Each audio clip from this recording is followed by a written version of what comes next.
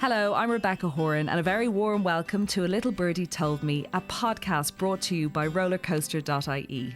In this season, I will sit down and chat to 16 pretty interesting people to discuss pregnancy, parenting, and everything in between. On this episode, I sit down with my longtime friend, Amy White. Amy is a cancer survivor who went through a fascinating surrogacy journey with her husband, Reggie. Amy's sister, Katie, carried their daughter, Florence, and this podcast will take you from Dublin to New Zealand. Well, it is a great honour today to have a friend of mine in. This lady I've known probably most of my life now at this stage, and that makes me sound like I'm really old, but I've known her for all of my school days and all of my adult life, and have obviously, because of our friendship, followed her along through her various journeys through life like she has me. And I feel like her story is so powerful, informative, beautiful, with a ton of roller coaster rides along the way, and I felt like she is best to discuss this. So please welcome Amy White to the podcast. Amy, hello. Thank you. Thanks. It's so good to have you. No, it's really nice to talk about what we're going to talk about. Well, I think when I said to Amy, I really want to have you on to discuss this, and I think you were like, yeah, I'll think about that. That's great. Thanks. There was a part of you that also was like, but it's so important to talk about it. So sometimes we can refrain from opening up too much, but it's actually really important for other people.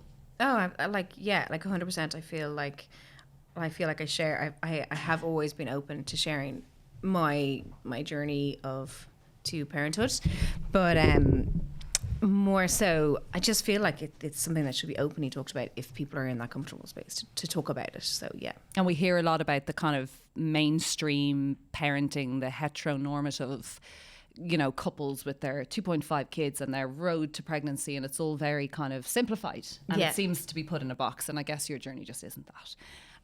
And all the more beautiful. And you have a child called Florence. What age is she now? She's 2.5. Yeah. She's going to be 3 soon. And I know, yeah. Then they're teenagers. Okay, I'm going to start in your 20s. So I would like you to set the scene a little bit for people who don't know the story. Lots of people might know your story, and I think you'll get an even more in-depth look at it today. But you're living your life. You're great pal to your friends. You're full of life. You're very vibrant. You go off to college to study art. Well, to study design, fashion design at NCAD. You're in your 20s and this massive thing happens to you. So talk to us about that. So having the time of my life, like literally having the crack, like probably too much fun. Like on reflection, way too much fun and not probably a balanced enough part of like sleeping and all the rest. But I was like, at that stage I had my first business, my first retail store, and literally just living my best life, traveling around with work, going to surf spots and to the snow places and trade shows. And then, just things changed. Totally caught me off guard. And I guess also, I never feel like I know enough about women's health. And I'm still learning, as I'm now going through, like, I think my consultant said it's like medicate, like a medical incident has put me into menopause in my late 30s. So like I'm still learning all of these things, but I guess when I was diagnosed with cancer, I wasn't aware of the things I possibly should have been more aware of at the time. Not saying that it was the reason I got cancer, but I guess I feel like I wish there had been more talk around certain things that there wasn't. And I still feel like there's probably more space for them to be talked about even now. But about everything in school we didn't know about. And you're correct. It's not even just that. It's everything to do with fertility and sex education and women's health. It's such a not a big deal, and yet it's the biggest deal. It is such a big it's such a big deal. And also, even like I can't remember who I was listening to a podcast the other day, and they were talking about she was in an all-girls school, and whenever she got her period, she'd be stuffing up a tampon up her sleeve to run to the bathroom, like, because she was mortified in case any of the other women in the school knew she had her period. But that's what we did, and Crazy. It was so like we're not very open. I don't feel it as women. We're not open enough. I think there is a slight change, but a little bit of shame. Yeah, and then around like understanding different things, like obviously for me, smear test was my kind of turning point in life, but learning more and more about that. So What age were you when this all... So I was 25, having the crack, and I had like abnormal bleeding during our intercourse, which would never have happened to me before. And I was like, whoa, that's weird. That had never happened. Like I would have only ever bled on my period. So went to the GP I was like, I have to go to the GP, see what's going on.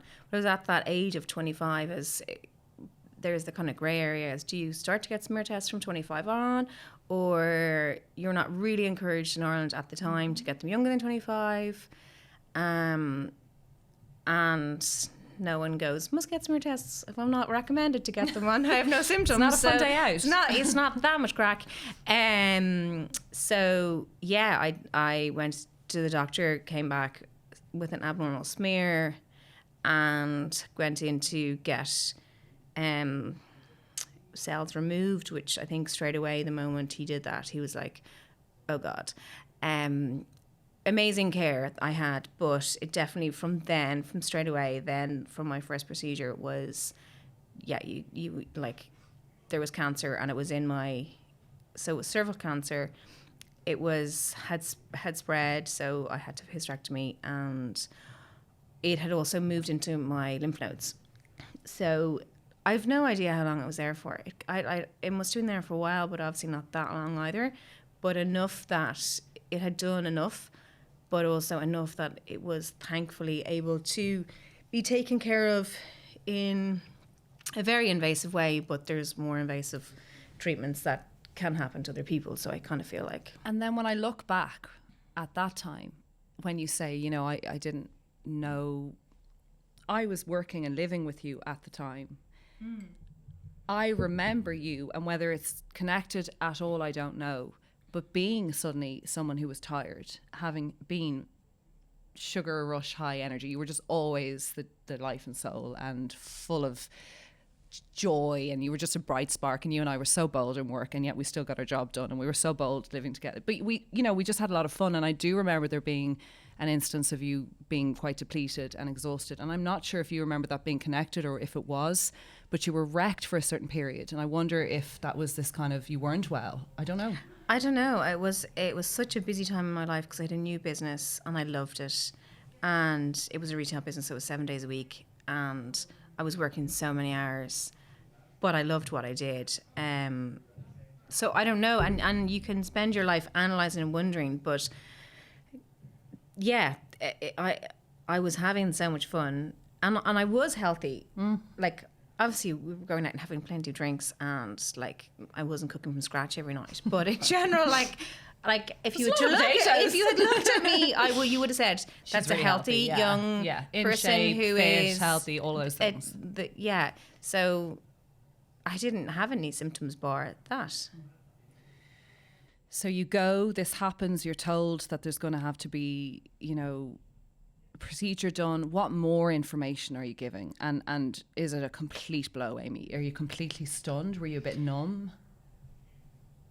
It's weird. I don't remember a huge amount of it, but I think I chose to not remember a huge amount of it. I think when I went in, and my mum was there for the diagnose information or whatever, and I remember just being like, I'm not listening. I can't. Like, my head went into total like tunnel vision, and then my family came to the appointment to hear and understand more. But for me, it was so important to have other people to hear things. And I know, like, on as life goes on now, I hear them talk about things that I don't remember.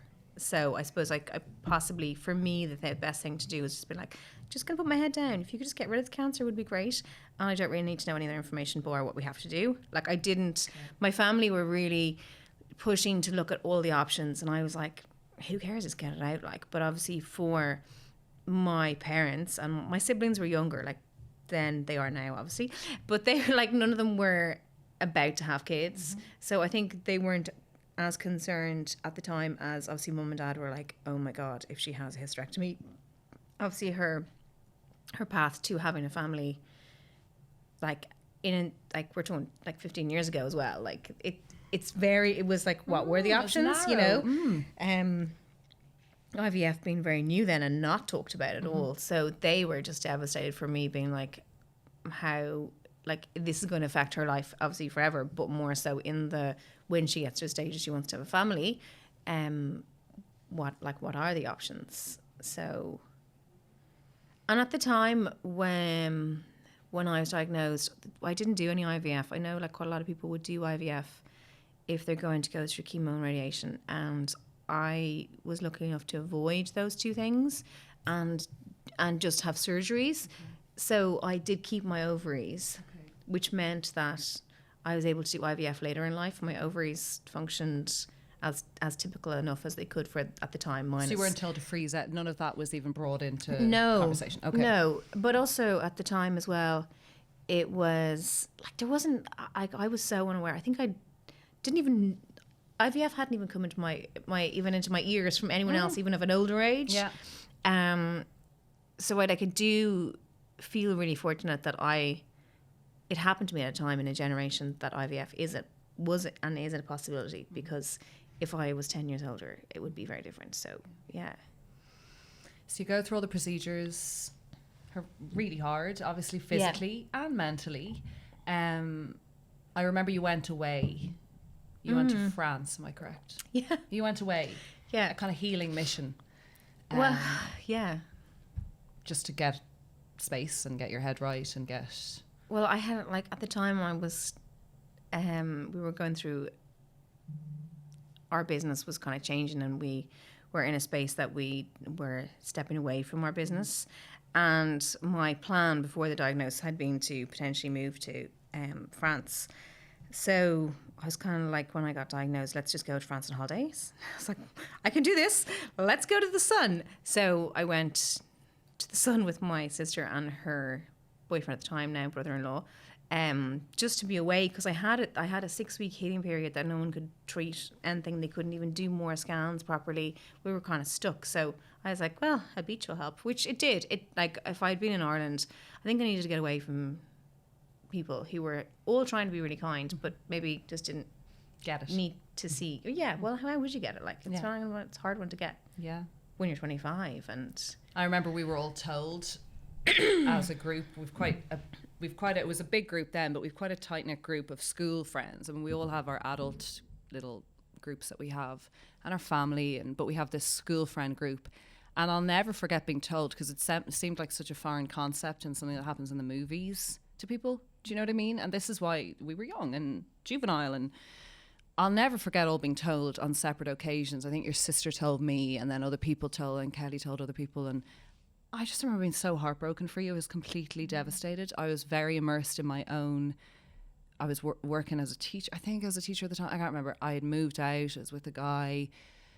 And I was just heartbroken for you. But it's very hard to relay those feelings to someone when they're also actually dealing with the thing. Yeah, and you're on the periphery trying to be of any use. But we were also heartbroken for you, and I think probably didn't understand much about it. And we kept asking questions, and what does this mean for her, and what does this... And I guess we didn't even think about the future in IVF and babies. It was more, is Amy going to be okay? I mean, our biggest thing was, is Amy going to be here with us? Because that's kind of all that we want to know. Very scary. It sent ripples through the group. So we were devastated for you, but you were an incredible force, and you always are, to be reckoned with. Yeah, it's so interesting, because when I was diagnosed, being 25, I didn't know anyone who had been young with cancer. I was like, that's what people get when they're old. And like, that or was you just... hear about.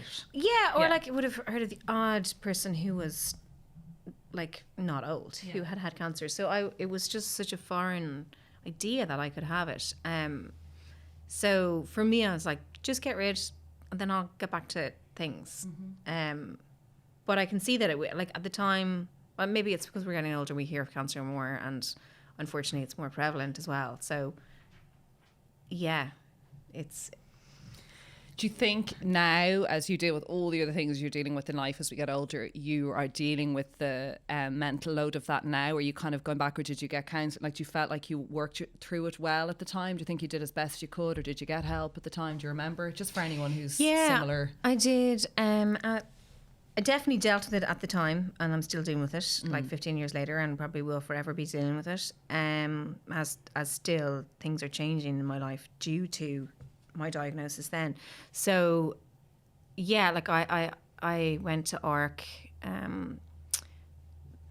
Cancer Support, which was great, and it was what I needed at the time, and it's an amazing support network. And then I found an amazing counsellor who's been my counsellor on and off for years. And I also had, so I've constantly been through counselling, and I suppose as your life evolves, and you know, there was a stage in my life that I was like, oh, the thought of having a family was always there, but it wasn't my focus. So I didn't need as much support in the family support area, emotional area at the time, at different times. So yeah, I've always had to get support because I couldn't imagine not getting support for anyone in anything they deal with in life, because life is full on.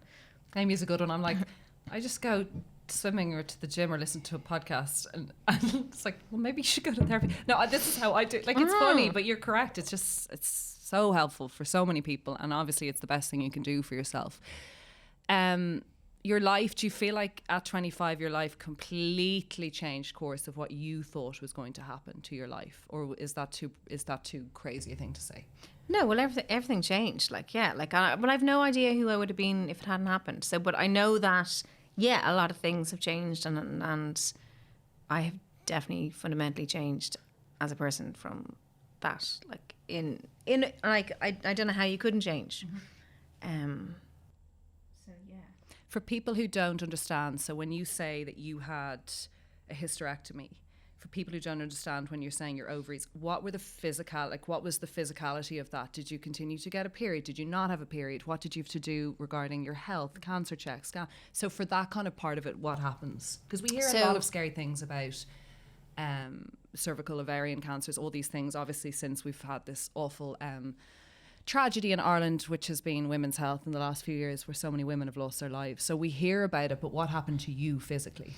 So for me, for my diagnosis, and every diagnosis is completely different, even within the same cancers, and like it's so, the more people that I meet who've been through a similar experience to me, it's just so different. So for me, I had an amazing surgeon who was like, I really want to keep your ovaries. For me at the time, I didn't even realize really what the ovaries did. I was like, whatever, those things, yeah, if I need to keep them, that's fabulous. But like, honestly, I had no idea what would have happened if he'd removed them, because I knew nothing about menopause, bar people got really hot flushes. That was literally it. And that's what your mum would say, maybe, or something. Yeah. She didn't even want to talk about it. Okay. So no, I literally knew nothing. So I was like, okay, great, you're going to keep those things. That's handy.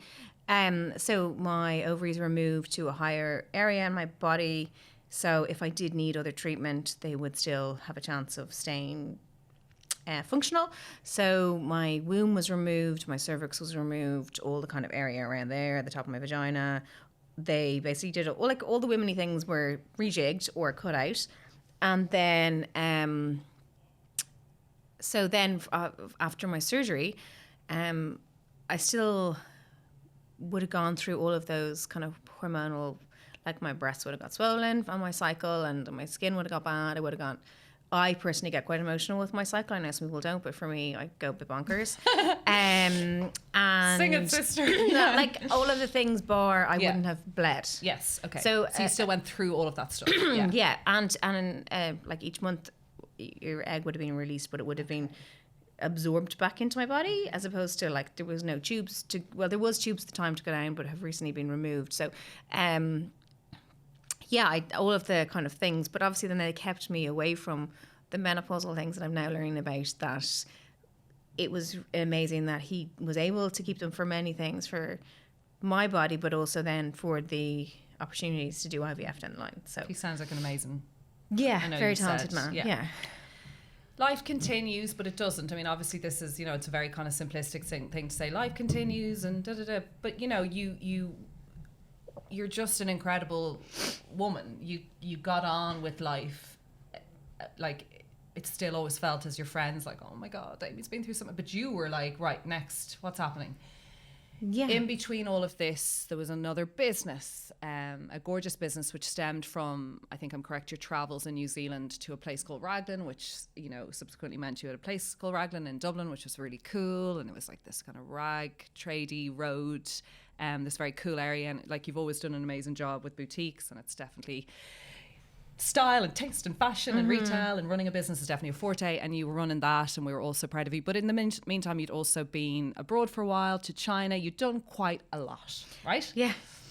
Yeah. Like you did. Well, like I suppose after all my treatment and like physically becoming better, as opposed to like there's still obviously other parts you still continue to go through with as your body changes post treatments. So yeah, like I did all the things that I think I would have wanted to do anyway. Like did that tick box of going to Australia. Yeah. And You had a ball in Australia. No, I did. I absolutely did. But it was one of those things that I felt it was 100% essential at the time. Like dancing on tables, like beach part, like it's the best. You have Yeah, to and do it was also like incredibly grateful to be alive after my diagnosis. So it was a great time to be doing those things and being like, hell yeah, I'm alive.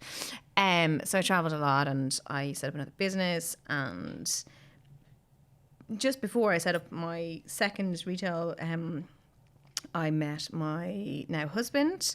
So like I suppose between then, as you start to become older and people start to have children as well, you become more aware of, like, I guess, learning about what the options for me were to have a family. And like people always ask me this question, and I feel like it's a full on question people ask, and people regularly say to me, well, why didn't you adopt? And I've only now kind of really realised that, like, why doesn't anyone just adopt? Like, it's just and having because picked your brain for 1 minute on that, I realise it's quite the challenging conversation. But it is. It's not and that like simple, I would never have turned around to you and be like, oh, you have 2 kids of your own that you grew and gave birth to. Why didn't you just adopt? Like it's a, I don't know, it can hit funny. And for me it is like I 100% looked into adoption as a possibility, but it's really lengthy. It's hard. It's expensive. It's challenging. There's like, I think when I looked into it at the time, it was like going to be 7 years, a 7-year process. And the 7 years is a long time at any time. Do you know what I mean? So, and there was a lot of things that really would have had to line up. So I knew I couldn't just have a romantic night and conceive a baby. So, when myself and my husband... So hang on. Backtrack. Sorry. So you meet across a crowded restaurant. I need you to... So Amy, you know, is a gorgeous person inside and out, has always been, you know, admired by men, always. And like, you know, you've had some wonderful boyfriends, some funny ones, some great ones. We've all had our past. Reg is like completely different to someone. Like, he is the funniest guy. He is just so out there. He's an amazing chef. You know, he's full of love and care, and he is gas. He's larger than life in all of those ways. But probably wouldn't have been someone like, you know, you'd probably pick the guy in the band, or you'd pick the arty guy, you'd pick the guy skateboarding to the shop, or you'd pick the guy, right? So you guys meet through your brother-in-law's business. He's working there. Was it this great romance initially, or was it just that you just got on so well and he was a breath of fresh air? Like, you tell me, because I don't want to tell you what it was. But for us, we were like, he is great for her. It's such a funny question. Like, yeah. I had known him for years because we crossed paths. So I'd known him for years, but I had a different boyfriend at the time. Sure. That's okay. And then when I was single, he was also single, and we got on really well, and we just had really good fun, and I found him really attractive, and he's a really lovely person to be around. He's a great person. So like, I guess the times were just, I don't know, whatever way they worked out. And I think my husband and I are also quite different, but like, you are so funny because you are so different and you complement each other. And Amy loves a good clean, like you love a good organisation. I'm not sure Reg is on the same. Yeah. So there's that, and there's just so many other things, and I love it. It's great because he's just, it's a great pairing, and I think he's also fundamentally a very determined person. And you're a determined person. If you want to make something happen in life, you're not really going to sit around and cry and talk about that. You're going to make that happen. Yeah. And I think that's been... we have really made things happen. He's a doer. There's been people you've been with and I've been with, we all have been with, that nothing really happens and there's no progression. It's just useless. And he's just such a doer. Yeah. So obviously you're mad about each other and it's all lovely and you're having kisses in the tree. So you progress in your relationship. And the conversation's also always going to come up for you, because I knew that you always wanted to have kids. It was always like, more so than any of us in school. I about to say, like in secondary school, before all of these things, 100%, I was like, oh, I will have children and I will have a family unit and I can't wait to be a mom. Like, it's always something I always wanted to do. So he knew, though, because I'd obviously known him, like we crossed paths for years. He was aware of my medical history because I've been open about it. I've always talked and shared because I just feel like it's more helpful to talk about these things than not for people in general. So he knew my medical history. He knew that for me, I couldn't carry my own child. So he was obviously, we didn't have to like sit down and have the conversation. He knew those things as friends. So when we started to be in a relationship and as things as we got engaged and then got married, it was kind of, I suppose we'd always talked about it. He knew any of those things. So it was nice I didn't have to, because I know it must be hard to suddenly, like, on one stage on your date, be like, so just to let you know the logistics around my anatomy. It's like, it's so yeah, he always knew. So it wasn't like we ever sat down and went, so just letting you know. Which, you know, because you had done a few interviews and people were very interested in your story, and you were someone who was known in Dublin through retail and fashion and your family, and it was like you had done these, you'd really utilised certain interview opportunities to talk about it, which I thought was so brilliant. And you're also wonderful on social media at like the celebration for the 5-year cancer free and all these great milestones. But yeah, this is a man who knows. So when do you start going, I want to have our own baby? So how are we going to go? Like, when did that all come up and your beautiful sister come into it? Well, I think Reggie is really a great dad, but he's really great with kids. Like he's fun. Yeah, he's fun. Yeah, he's fun, and so I knew that he always wanted to have a family. I mean, I can just say you guys are fun, because I was 7 months pregnant at your wedding. Was I 7 months? And like, usually being 7 months pregnant at someone's wedding ain't so fun. And I think I was last dancing on the dance floor. Like, obviously not drinking, to just say, but there's photos of me literally massive bump and just like giving it. We just had so much fun at your wedding. Yeah.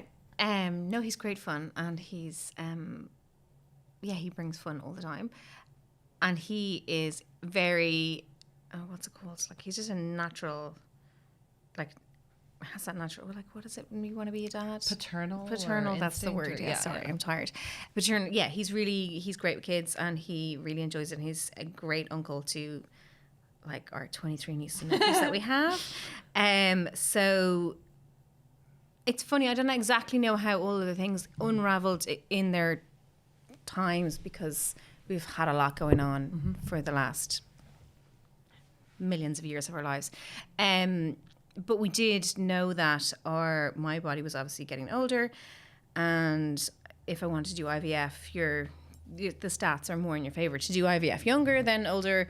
And because I was with my long-term partner, that we wanted to, as opposed to just freeze eggs, which your stats are much lower than freezing embryos of success, we were like, okay, we know we're going to be together, so let's get my bits and your bits and put them together in a dish and put them in storage sooner rather than later, because if we're going to be able to use them, the younger they are, the better. Just statistically the better. So why not get onto that?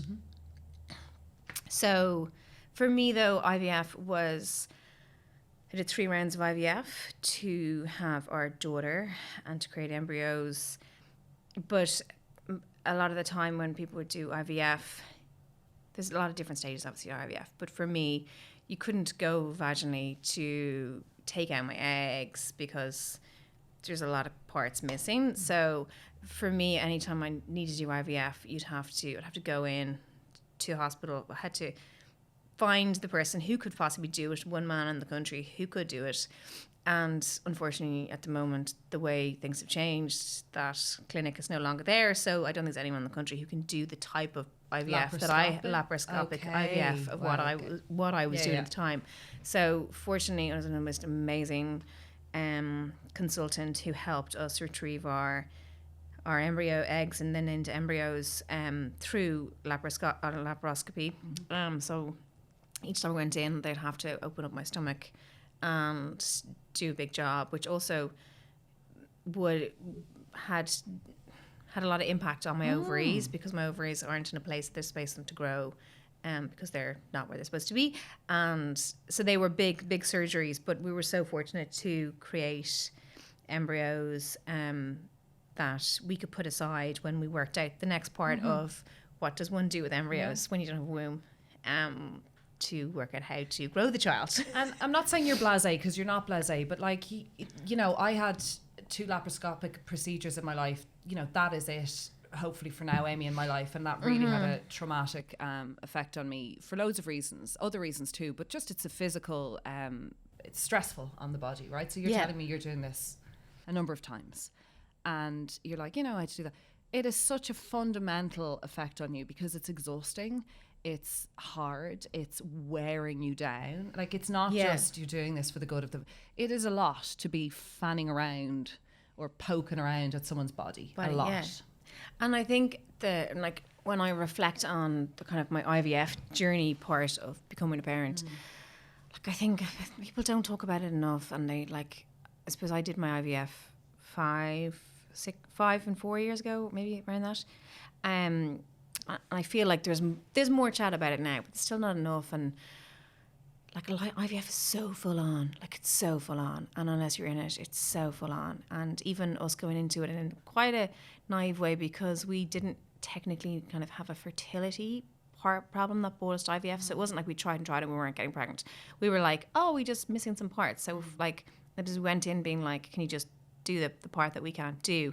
But actually, even if you have everything kind of lined up and you don't have the fertility issue part, it's still so hard. And like, our first round failed, and I had no idea it was going to fail, because I was like, why would it fail? I just thought it was going to happen. And even realizing how much time I should have possibly taken off work, and how like I was running up to the hospital to go and get ultrasounds and injections and stuff on my lunch break. Like, it was wrong, and I shouldn't have done that. And you know, IVF is a medical thing, and I think it really needs to be looked at that people create enough space for this huge thing that it is. It's incredible, but it's a lot. It's a lot emotionally, it's a lot physically. Yeah, it's a lot. And I think we're so fortunate that we are in the generation that we could do this, but it was so much, and so much for me, but so much for him as well. Like, yeah. Thank you for saying that, because I do feel there's a little bit of and is it social media that everything's kind of become so small in how we say things. Like, I did IVF, I had a baby through this, I had that, I had a miscarriage. Like, everything is very throwaway, and sometimes it's just because of how we phrase it. Like, I did IVF is a massive thing, and like you've said, one fails, there's an emotional toll on you, there's the responsibility.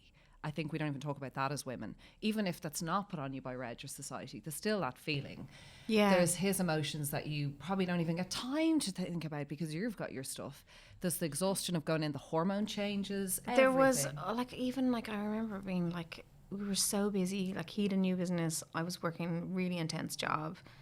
And we were running, like, I remember like running into the bathroom in work to like inject myself, because I didn't have time to take a lunch break. I didn't have time to do these things, and no one cared, and like no one got it. Like, no one got it at all. And then I'd have to, some of the injections were too big for me to do, so I'd run in to Reg and work, and he'd do my injections in the kitchen. Like, and like, that was us trying to create our family. Like, it like, on reflection, that it wasn't the best way for us to set ourselves up to create these really precious little things that are like your precious. Family, so precious. And it's very upsetting to hear that as a friend, but also as a woman, like how we really don't mind ourselves enough, and it's such a like self-care, put a candle on, have a bath. Well, no, that's not self-care. It's actually not having to do something in the toilet of your work. You know, it's not a third world country. It's absolutely horrendous how women are. And it's like the same about miscarriage, you know, during work and not being able to tell someone, the shame. You even speak on a minor level about a period and the shame of the tampon, or what is wrong with us as society and as humans that we can't just mind ourselves and each other. But that was a really tough time for you. It was really tough. My dad was terminally ill as well. But we knew we had to do it at the time. So we did it, and we were so lucky that we had success from it, because I know that some people do it and don't have success, and I cannot imagine the toll on anyone who goes through that, and the toll on the relationship. And then at the same time, we were starting to look into surrogacy. It's also expensive. You know it's expensive, and it's so expensive. Like, even like, it's And it's a lot. It's like you learn a whole new thing. Like learning All how of to the inject things, yourself and yeah. it's a lot, and I have so much admiration for anyone who does it. And it's difficult, but it's wonderful when it works in the way that you hope it will. So we knew we had these embryos that we'd made. They were on freeze. I when after my third surgery, my consultant was like, I can't do any more. If your bowels are wrapped around your ovaries, if I do it, like they're going to rupture. You know, you don't have to bowel problems. So that was our pocket of the embryos that we had. We couldn't do any more. And actually, to be honest, that was kind of good because I physically don't think I could have gone through another surgery, because I kind of had so many surgeries. There was a few. And I then have had many surgeries again. So so that was me. I was like, okay, that's us done. We're really optimistic with the pile that we have, and well, not the pile, the few we have, not a pile. Yeah. So surrogacy for us was the option because we had these embryos, and in Ireland, we don't have a culture around it. We don't really have, even when we were making our embryos, the clinic was really straight up with us. And we're like, I don't know, we can't help you with these embryos. You're going to have these embryos, and just so you know, there's nothing you can do with them in Ireland. And we were like, that's fine. They were like, really, really want to help you have a child, and surrogacy is amazing, but it's not an option for you here, and make sure you looked into it and that was great because it is very complicated. Sorry. So, at the time, Reg is from a family of 6 kids. We're like the 6 siblings, and there's 4 in mine. So we're both from big families, and we're both really close to our families. And there is a lot of grandkids.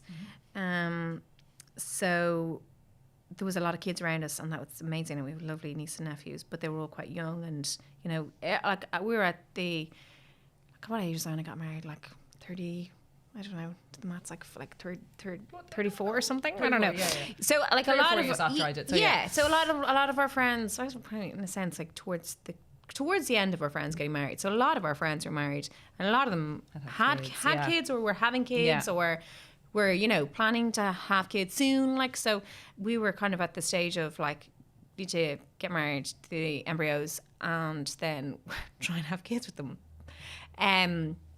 So my younger sister had one of her firstborn, and herself and her husband came to myself and my husband and said we would. It's the kindest thing ever. That they would like to carry or try and carry for us because they loved their little boy so much and they wanted to share that with us. Katie's amazing.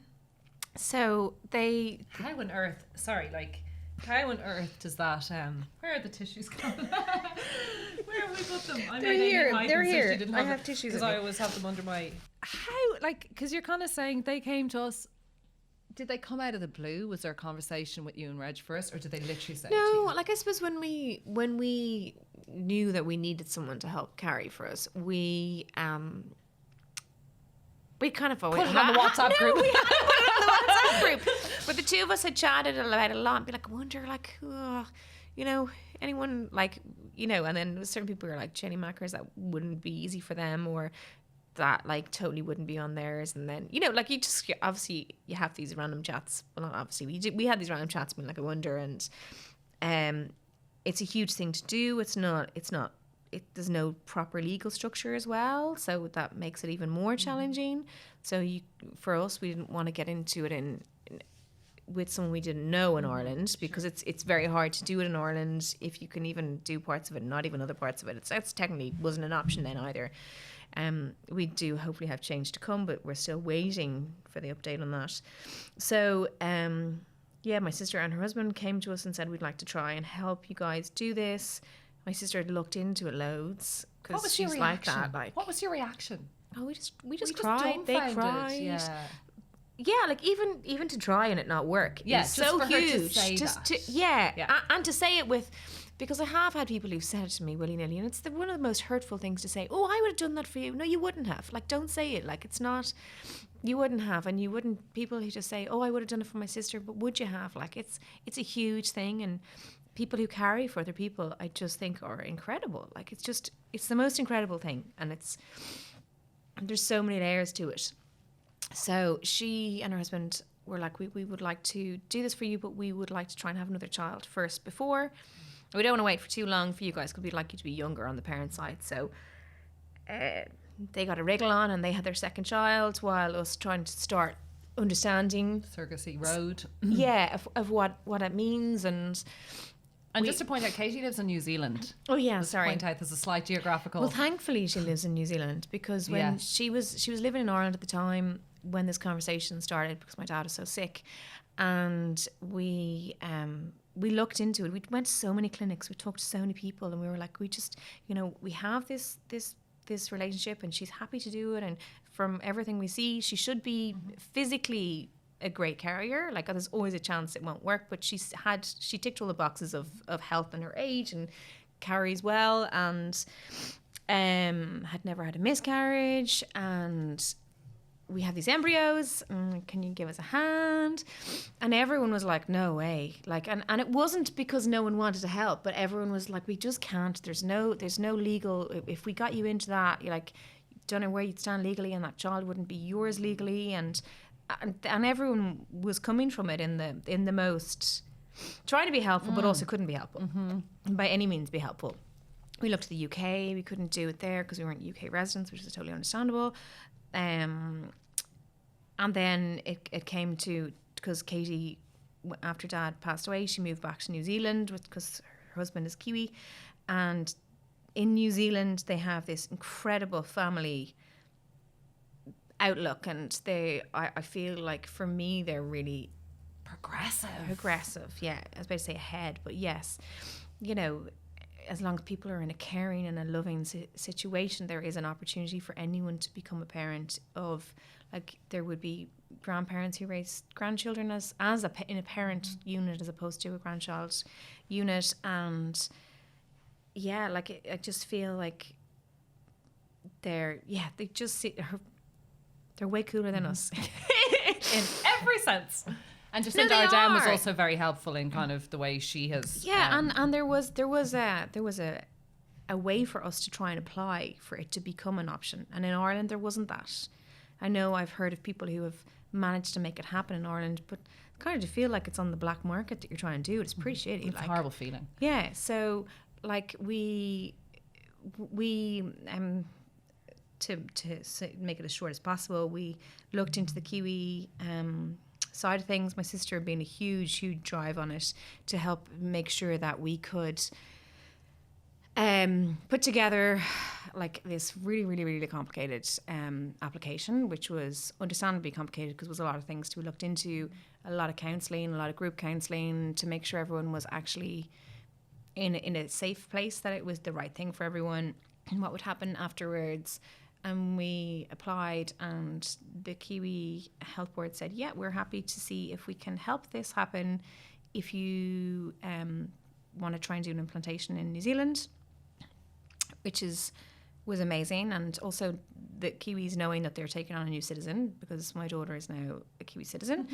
And also she falls into their healthcare as well, which was incredible. And the maternity system, she was covered, and she was in NICU for a long time, and she was covered, and they're like just incredible, just amazing. Yeah.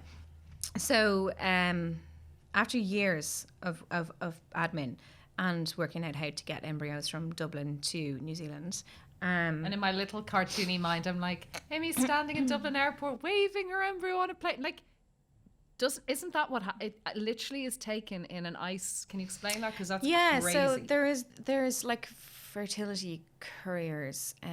There's a handful of them out there that support families, whether they're getting donor eggs or sperm from a different country. It has to come in and out of different countries. Like, it's a whole business that goes on, but of people trying to help people have families. And like, to be honest, it is a business. But the people that I have interacted with on my journey have actually been really human about it, but each time we move embryos, and we've moved them from countries to countries, I don't know how many times now, they fly in a, it's remarkable, with a person, they fly in a cylinder, and they're like, they're sent from country to country, but certain degrees they have to be. The clinics have to approve them, and they have to understand whose genetics. I mean, it has to be approved that obviously they know whose genetics are flying around the world, and it's like months and months and months and months of admin. It's impossible to describe how big a project it is to move embryos and sperm and eggs. So we flew our eggs our embryos to New Zealand to give it a whirl over there and see if we could make it happen. So we actually did a natural cycle with my sister. So she actually didn't do any IVF. She just they just timed her cycle and monitored it and transferred one embryo. In New Zealand, you're only allowed to do one embryo at a time. Transferred Florence, and it worked. We didn't know it was Florence. We didn't know what sex the baby was going to be, but transferred her to Katie, and Katie carried her for us in New Zealand. So from the little friend group perspective over here, when we're all just watching this incredible stuff happen, Amy changes our WhatsApp group title to "It's a Kiwi" with the photo of a scan. Of an embryo. That was actually an embryo. Sorry. Yeah, it was a scan of an embryo. Something like that. I'm walking my 2-year-old, I think, to her crash, and this comes through. Of course, bawling in the middle of Kenilworth Square, looking at this. It's a Kiwi, because you've had to go through so many pregnancy announcements, so many scan pictures, so many this and this, so many of those. And I can tell you the absolute joy that you were getting to say this. And then they're like, when is it? What's happening? And you're like, Jesus, slow down. Like, this is just the beginning. But like, what a feeling. It was like, it has like been an incredibly long roller coaster to get to that stage. And like, it was amazing, but it was also just kind of a weird feeling. Like, it kind of felt like it really wasn't happening in a sense, because we weren't there. Like, Katie was in New Zealand, the transfer had been done when we were in Ireland. How random, like, your sister's your baby inside her. Like, how does that happen? It's so hard to get your head around. Quite and abstract. I still find it hard to get my head around. Like, for like even the fact that people carry babies themselves, their own babies, it's bonkers. And the baby's inside them. Bonkers. And There's a hand. the whole growth of a human is wild, but of someone else's human inside you, and all of the other things that go along with that. And for Katie, 2 little kids at the time, they were pretty little, like they were 5 and 2. So for them to be part of this, that the mum was pregnant again, and that it was going to be a cousin, because Amy couldn't carry her own cousin, like, just so cool, like, so amazing. But also just it did feel like for so long that it wasn't really happening, because like, how do you feel like it's happening? Especially when we weren't even in the same country. Like, we flew to New Zealand at 20 weeks for the 20-week scan, but had to kind of suddenly jump on a flight because there was the rumbles of potentially this COVID-y thing that was happening and the borders might close. We hopped on a flight, and then 2 days later the borders closed. So we stayed in New Zealand. So we were there, but we couldn't even go to any scans or anything because we weren't allowed to do anything. It was so COVID-y at the time when we arrived, and we were isolating, and then there was the baby in Katie's tummy, so... Can I ask you a really personal question? You do not have to answer this question. It's personal, but it's also like probably what some people might be thinking. I know that Katie is literally your heart and soul. And like, I know how she's the most important person to you and Reg. And she's very special. Like, I've known her obviously since school, and she was always your little sister, but she's very special. And she's obviously one in a million, right? And she's doing this, and the hope and dreams are that this all comes to fruition and you get to have this baby.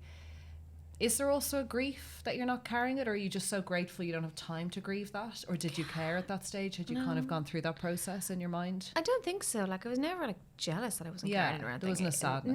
No. It was just amazing that it was happening.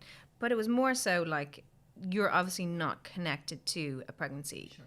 And like, when you... like, you see, it's like someone else being pregnant. Well, they are pregnant, but with their own child. Like, you're like, oh, that's cool. But like, you know, we had the app of it, like the different fruit and vegetables or whatever the baby was supposed to be at the different times stuff. But like, you're not experiencing them. So I suppose I was probably being like a husband Do you know what I mean? As in when your There's a partner or you're disconnect, but the second parent, whether it's two women or or two men. Like when you're not, when the baby's not in you. Like say your husband was never pregnant, so he's obviously part of it, but like kind of don't really think it's real. And then the baby comes, you're like, oh wow, that was really happening. I kind of feel like that was where I don't think someone who's never been pregnant can never really understand what's happening. Okay. I don't think the same because you're not experiencing it. I And don't- that's okay. Yeah, yeah, you yeah. know, No, like that as is- in, but it definitely. And that's a It's really weird. good, honest answer. That's just like, I don't want to move you too far because like there's so much left, but I don't want to be rushing you either. But like there's a lot in between that. Like Amy isn't going to and can't go into, but there's a lot in between that. Amy's also working, Reg is working. They have a life here, and they've had to, like you said, move across to New Zealand and stay, down the lane from your sister during COVID, which is scary because like when the heck are we going to get home? Yeah. While she's about to give birth to your baby, and there's nerves around labour. There's always nerves around labour. There's two little kids, like you said. There's a myriad other things going on in your mind about mat leave and will I be protected. There's so much going on in your mind, in your world. But can you bring us to D-Day? So, yeah, like in between, I suppose Katie being pregnant, it wasn't an easy pregnancy for her. I don't think it was physically or emotionally easy for her. So there was a lot of, like it was really tough. Like it was tough. She was emotionally tough. It was also COVID. We were in her house with her in New Zealand, working remotely, and I was working through the night and then trying to be awake during the day. A lot help of with the rain. kids. It seemed to be a lot of rain. It was winter. There's a lot of rain. Winter, like of all times to be stuck in New Zealand, why winter?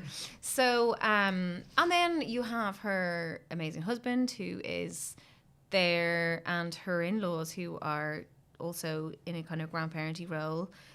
Everyone is involved in this like wild thing, like and an amazing midwife who really helped us along as well because she hadn't done a surrogacy before. And again, she's like another extra people who were a part of this and not really able to be fully enrolled in it until it happens. And so, and we had a lot of tough times during the pregnancy for Katie that things just weren't right, and she had a lot of funny pains. And then we would end up in hospital, but it's COVID, so we couldn't go in. And she, at 36 weeks, then her waters broke, and myself and Reg were like, "Woohoo, baby coming!" And Katie and the midwife were like, "No, you don't really want them to come for a bit." Like, and we were like, "Well, what's the difference?" Because we're so naive. And the midwife was like, "We really need to try and keep the baby in until at least 37 weeks." And we were like, "Ah, sure, we'll take it now." Like, so oblivious to all of the things. So Katie went to bed rest for like a whole week where her waters continually flowed, trying to keep the baby in. And we were like, "Oh, when are we getting that baby?" While trying to help her with her kids and her wonderful husband trying to support his pregnant wife who's not even carrying his kid, who's having a like full on like not a typical pregnancy It's in a any TV show. mean. This is a TV show. Yeah, and Katie has getting amazing emotional support from her counselor who was just incredible through the whole thing. So yeah, like it couldn't have been just wilder. So then at 37 weeks, we were booked in for an induction because Katie just couldn't be on bed rest any longer. And I think at that stage she was just like, "I'm done. I feel like I've like emotionally, she just seemed like she was like, I can't do it any longer." Which is like incredibly hard to watch and be like, "I'm really sorry that it's really full on," and like that you're just trying to keep this thing in that you're like incredibly anxious about, because I think any pregnancy is emotional and you're like hoping that everything is okay. But I think also when you're like, it's my niece or nephew in there, just want to keep them safely and then hand them back and then be like, "Did my part, thanks." It's a huge responsibility. Yeah, you know, I like actually think even, I mean, I don't know, but I think when you're having your own, it's on you. It's on me. But I think that is your baby she's carrying. That's huge. yeah, and I think that was like part of it, that, you know, for everyone it was like she just wanted to like give us the baby and be like, "I've done my part, it's safe." Like, you know, keeping someone else's baby safe inside you for that, and then trying to give birth safely, like, is another whole part. So yeah, we all went in for the induction, and like poor Katie, 2 days of inductions and a failed induction, and like it couldn't have been like birth is wild for I think anyone. It's wild. Like anyone who has a cruisy birth, I don't think it's ever that cruisy. It's still wild. I don't believe them. No, it's like it's amazing what people's bodies do. But I think it was particularly confusing for Katie's body trying to give birth to something that was kind of like yeah. So she maybe organically hers, or not maybe. Yeah. And also like that responsibility of giving birth and and then trying to just so I'd induced my lactation as well, so I could feed when that's a Florence whole was born. That's a whole other thing. Podcast, guys. This is mind blowing. Mind blowing what she did. But it so then because also you kind of do wonder, I suppose. Are you going to be connected to the baby, and like how are you going to feel when the baby arrives? And there was all those kind of things to think about as well. And so people think that, by the way, when they carry their, like, there's also that always. I totally get that. Yeah. But I guess it's probably more. You're more worried. Yeah. Yeah, and and it could go either way. But so yeah, 2 days of inductions, it didn't work, and then an emergency C-section, and 2 husbands watching, trying to help, but in fairness, Blake is just, oh my God, like he's just the most.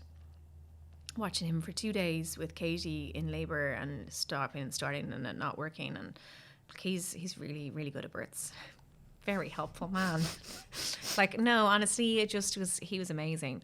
Because he's also like going through a labour of not his baby, It's pretty, yeah. This whole thing is great. And then his parents, Katie's kids' grandparents, minding them, being like, how's it going with the baby in there? That's not their grandchild again.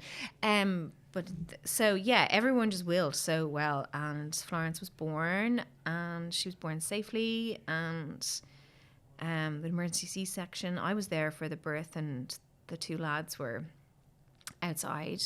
And yeah, it's just mad. It's really mad. And Katie just was so chuffed. She was just like, yay, we did it. And that teamwork of being all she wanted was for me to have a baby. And that's the only reason she did it, was she wanted me to be a parent.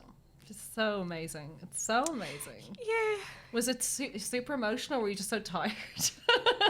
Were there no more tears left to flow? No, it was just that bond will be so close. Even though your sisters, this bond is just so close. The thing is, I feel like we're on a sibling surrogacy journey, and we were in the Ukraine for a while, and then we had a failed transfer there, and then the war started, so we just had to put a stop to the Ukraine, and we've moved country again now, and just these women who are there to help people become parents because they can't do it themselves are just amazing.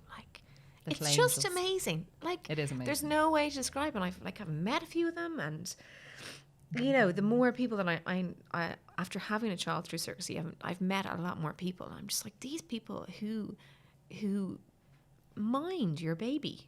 Who would mind someone else's baby for that long, and bring them into the world safely. Just amazing people. Did you know she was going to be called Florence? Yeah, if she was a girl, she was going to be Florence. Oh, you didn't know what sex? No, we didn't know. I didn't know that. Yeah, we didn't know she was going to be. Secret. I didn't know that. I thought you knew it was a girl. Oh no, I had won the bet. Sorry, that's separate. I do remember some sad asses at home. I feel we had the conversation. Yeah. So we didn't know she was going to be Florence. I think that was kind of nice to not know, because everything had been so kind of years of planning to get to there. Wow. So it was kind of nice to not be and it's. Wow, what did it either would have been amazing. So, but it was just exciting to be oh, it's a Florence. And through surrogacy, is the baby given to the mother? You automatically? So all of that happens? Is part of your when you start a surrogacy journey. It's all different from country to country. But throughout the start of any process, there's all those conversations are part of that, because there's some surrogates who really feel they'd like to have the first moments with their child, and also for delivering your placenta. Sometimes there's so many different things, so it depends. And for us, Katie wanted Florence to go straight to me, and I wouldn't have minded either way. I wouldn't have been no. I was happy to do whatever, but she came straight to me post C-section. Poor Katie was being stitched back up anyway, so she wasn't really up to much. But just to see Katie's face of like, oh my God, that's so cool. Yeah. Like it is amazing. And yeah. And then, you know, for her, like healing post C-section and for her niece, like. And you've taken it like a duck to water, which we all knew you would, but you had to spend some time, obviously in New Zealand, you know, there was time afterwards, the organisation, also Amy's lactating, Amy's literally doing that, but there's the healing of Katie, there's the bonding with your baby with Reg, there's all of that, but then you're also on this journey to get home, because this is home. Yeah. People have left things in your house, they've got balloons, we're like, everyone's like wanting to see this little gift, but you're still over there and you're trying to get home. How was the bonding with Flo and how did you find it all? Oh, well, obviously no different, but like we just bonded with her straight away because we're like, hey, that's our person that we've been really wanting, and she ended up in NICU for a week, and so the hospital's amazing. We were able to stay in the hospital in NICU because I was breastfeeding her, so we were just stuck to that child, still kind of are, but. Yeah, for me, we just bonded with her and it was great, and we kind of like, you know, new parents trying to work out everything. But then obviously trying to organise passports to try and get her out of the country, to bring her home, and because legally she being mine and my husband's genetics, but in New Zealand, because Katie was married to her husband, legally Florence being Katie and Blake's child as opposed to our child, to try and organise passports to get her home, and then having to all of us go to a legal office to get paperwork signed and apostilled and stuff so that we could leave the country with her, and to get to get it legally, their permission in writing, so that we didn't get stuck in customs. To bring her home during COVID, to fly home like for a 36-hour journey of masks and like COVID and trying to breastfeed an airplane. So here you see the Hollis Street pictures of someone just walking out of the hospital with their the data pick with the, you know, the little car seat. Bye. No passports. No. Legislative issues. Yeah. All of that stuff. So, you know, you had to do all of that. Then you come home. Was there grief for Katie? Did you ever go there? Was she just so happy for you both? I don't think so. Like, I think it was so sad leaving, like being like, when are we going to see each other again? That was an incredibly hard part, and that is always a hard part when someone that you really want to hang out with all the time lives really far away. But no, she was just so chuffed, and she was just so pleased that we were doing the thing that she wanted us to do, which was be parents, you know. I know you're on another journey now. That's something we can talk about on another day. To have a sibling for Flo. Yeah. How is motherhood? How is Flo? How are you finding it? How are you loving it? She's a great kid. She's gorgeous. She's gas. She's colourful like you, stylish, fun, smart as paint. How are you finding it all? It's amazing. She's just the coolest thing. Just the joy that she brings us. Like, it's just wild. Like, I feel like we're just so grateful for her. I do wonder as she grows up, she'll be like, you guys, you've got you wrapped around my little finger even more than any other child. Because it just blows my mind at like how she's here and who she is. And as we still work through, like, Reggie's now legally her father. I'm still trying to work through that. Eventually, hopefully someday I can be her mother. But can we please work on that, whoever's listening to this? I'm really hoping that it happens soon. But yeah, she's just so much crack. Like, she's such a hoot. She's just funny. She's just so much fun. And she's 2.5, so she's really good crack. Everything's exciting, everything's funny, and she's just full of chat. And yeah, like, she's amazing. It's full on having a kid, but she is just so cool. Yeah, she's great. She's a little, like, you know, the word is bandied around a lot, but I do believe you're totally spot on when you say these babies coming into the world is an absolute miracle. It's not just this given, like, whether you're doing it yourself after some sexy times, whether you're not doing it that way, whether you're doing it through IVF, surrogacy, whether it happens through adoption, it is an absolute miracle. We give out because we're tired and they kill us, and they're a daily, you know, source of exhaustion, and the nights are hard. But my God, is it the most incredible thing I've ever done? And I know you would agree about, and your road has been so challenging. You've so much more to talk about. I know we have to talk to you again about all the other things in life. And you've also had all this this joy with Reg and this journey and food and excitement and fun and the loss of your dad. You've been through so much, Amy, and your story is not ending here. There's going to be so much joy and bliss ahead of you. But I just want to say you're an incredible person.